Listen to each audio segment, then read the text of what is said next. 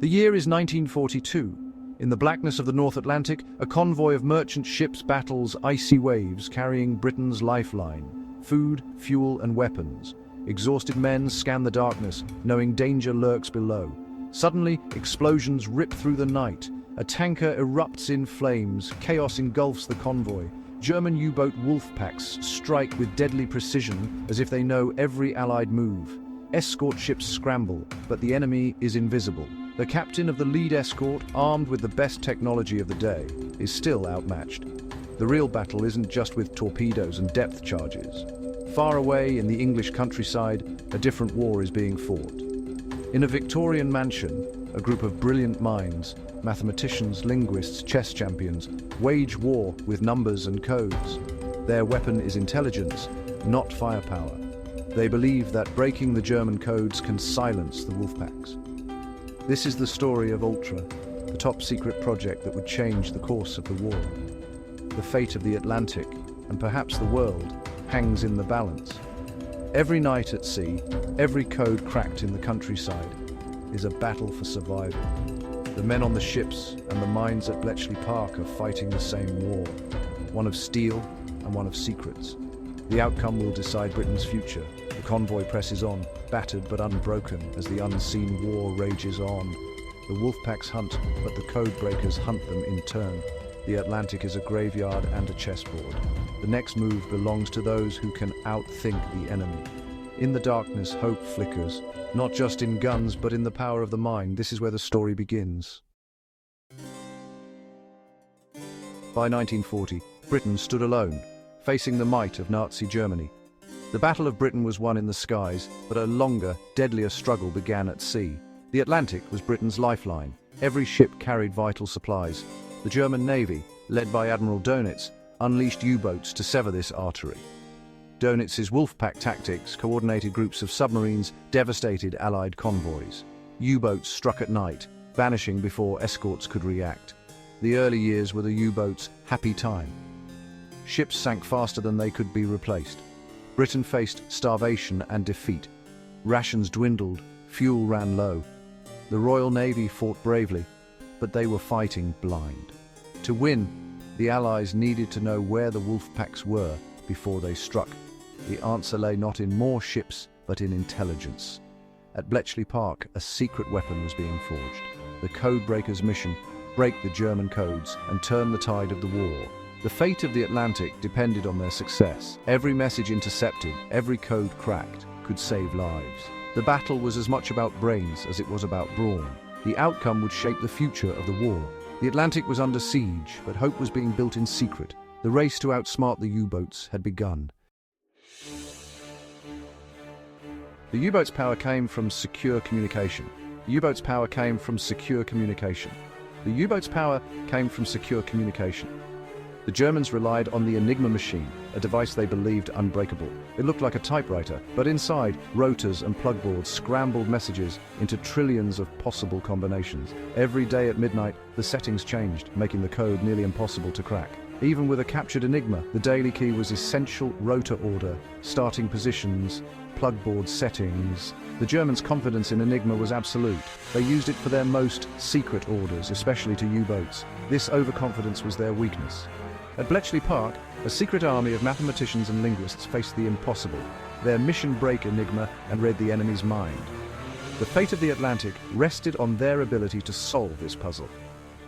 Every message was a potential breakthrough or a mischance. The codebreakers worked in isolation, racing against time. The Enigma was designed to be perfect, but perfection is an illusion. Somewhere there had to be a way in. The battle for the Atlantic would be won or lost in the War of Codes.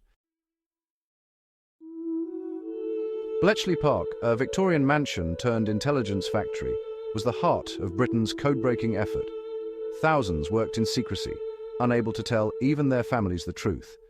The stars were cryptanalysts, mathematical geniuses like Alan Turing and Joan Clark. Turing, eccentric and brilliant, led the team focused on naval Enigma. Women played a crucial role, making up 3/4 of the workforce. They operated machines, intercepted signals, and managed data. Every midnight, the Enigma settings changed, erasing a day's work. The codebreakers hunted for mistakes, patterns, any crack in the armor. The pressure was relentless. Every failure meant more ships lost. Armed with pencils and brainpower, they fought a war as real as any at sea. In the huts of Bletchley, intellect was the weapon that could save Britain. For a year, the naval enigma remained unbroken. The U-boats' happy time continued, and the Atlantic crisis deepened. The breakthrough came not just from genius, but from bravery at sea. In early 1941, British forces captured codebooks from the trawler Krebs and, crucially, from U-110. A boarding party seized an Enigma machine and codebooks, the keys to the kingdom. Rushed to Bletchley Park, this material let Turing's team read U-boat traffic for the first time. The effect was immediate. Convoys were rerouted, U-boats hunted, sinkings plummeted. The happy time ended. The Allies gained the upper hand. The captured codebooks also helped Turing perfect the bomb, a machine that could rapidly test Enigma settings. Now, Bletchley could break the code daily, even without new captures. Intelligence became the Allies' silent weapon. For the rest of 1941, the tide turned. The codebreakers were reading Donitz's mail and saving lives. The war in the Atlantic was no longer fought blind. Ultra was making a difference. In February 1942, the Germans changed the game. The new four-rotor Enigma, codenamed Shark, made previous breakthroughs obsolete. The bombers couldn't handle the complexity. Bletchley Park went dark. U-boats ravaged shipping off the American coast, exploiting unprepared defenses. The second happy time began. Losses soared, pressure mounted. For 10 months, the codebreakers struggled in vain, haunted by every ship sunk. The Allies relied on radar, air patrols and better tactics, but it wasn't enough. The real solution had to come from Bletchley Park. They needed a faster bomber and another lucky break. The winter of 1942 was a desperate race. Codes versus carnage. The outcome would decide the fate of the Atlantic. The blackout ended in December 1942. A captured codebook from U-559 and a weakness in German weather codes gave Bletchley Park a way in. With new high-speed bombers, built with American help, the codebreakers could read U-boat signals within hours. The Allies saw the entire German strategy. In spring 1943, Dönitz launched his largest wolf packs, unaware his plans were exposed. This time, the Allies were ready. Convoys rerouted, hunter-killer groups deployed.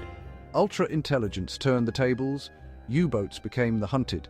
May 1943, Black May, saw 41 U-boats lost, an unsustainable blow. Dönitz withdrew his submarines. The Battle of the Atlantic was won. Ultra had given the Allies the decisive edge. The path to D-Day was now open.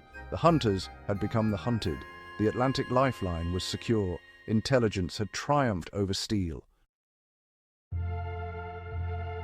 Victory in the Atlantic came at a terrible cost. Over 3,500 Allied ships and 72,000 seamen lost. 30,000 of 40,000 U-boat crew never returned. Ultra shortened the conflict, but every day of delay meant more lives lost. The codebreakers' work extended beyond Enigma. They broke weather codes, aiding Allied forecasts and operations. Ultra's intelligence was crucial for D-Day, with weather forecasts determining the invasion date. After the war, Churchill ordered Ultra's secrets destroyed. The thousands who served at Bletchley Park kept silent for decades.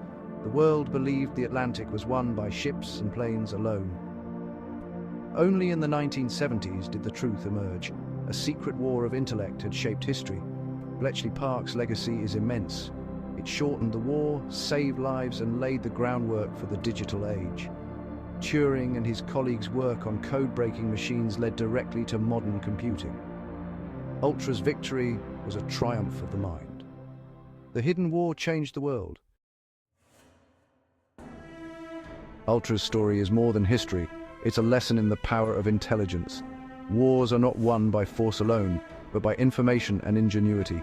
The codebreakers of Bletchley Park, united in purpose and diversity, made the impossible possible. Their teamwork, courage, and intellect crippled the German war machine. The principles they pioneered, signals intelligence, data analysis, are the foundation of modern cybersecurity. The ethical dilemmas they faced remain relevant in our digital age. Ultra's triumph is a story of hope. Intellect and perseverance can overcome the darkest times. The quiet work of a few can change history for millions. The Battle of the Atlantic was won by both sailors and codebreakers. Sometimes the greatest weapon is the human mind.